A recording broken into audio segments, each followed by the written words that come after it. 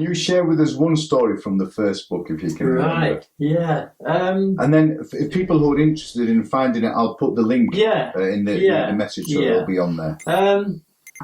There was a lad in Todmorden, and he'd been dealing in cars, especially 4x4s.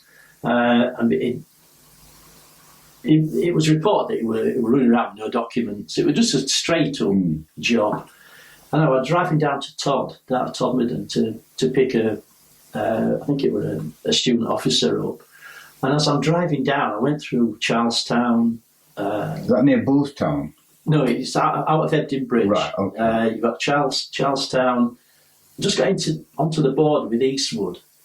And I saw this rickety old Series 3 Land Rover going past. It was only doing like 20 miles an hour. And as it went past, I thought, oh, that's that lad that's been mentioned on briefing. Anyway, I sort of turned round. Did he clock you? I think, I was in. Yeah. I think it must have been the Astra or something. And then I turned the vehicle round and I set off. I thought, I'm going to get him. And then I caught up with him so quickly because he was only doing like 20 miles an hour. And I'm setting, the roads are so tight, you can't overtake there, if it's like miles and miles, it's just like a tunnel. Yeah. You just follow. I'm just following this car. I'll track radio through, and of course. And were you single crewed? Yeah. I tracked radio through because Charlestown and Eastwood's in the valley. Oh man. Couldn't get through on UHF. And basically, I just set off, and we had sirens then, and we had the flashing lights going, and trying to get him to stop. Yeah, the hand signals. It just. I could see straight through into Cabot, Land Rover, and F off, like this. And I thought, there's no way I can overtake him. Yeah. And then we came into Ebden Bridge, and we came. Oh, it was ridiculous. It was just so silly.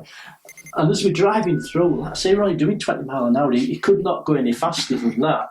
And as I'm driving through, I looked at left, and there's my ex-wife and my 3 kids stood at the bus stop. And I sat on my window down. And she said, what are you doing? I said, I'm trying to stop this car. Anyway, we were going that slow. But I had a conversation with her and said, what do you want for your tea? Oh, just a Cornish and chips for me tonight. But then I just carried on. And then we turned left up towards Epton Stall, and by that time the radio had come through, so they're trying to give me a very slow commentary, like a cricket commentary. Yes, he's doing 20 miles an hour. And it carried on, and then eventually we went all through Epton Stall, which I don't know, it's all cobbles and everything, and this thing was bellowing like black smoke out the back. It was like a log burner. And I was still there behind him. And then eventually he cut off down this track. The Land Rover shuddered to a halt. Right. And he jumped out and said, I'll give up. And that were it. Then next thing, these cars came from the distance, and we just locked him up. Then I had to recover. We could radio through and try and get a recovery truck through.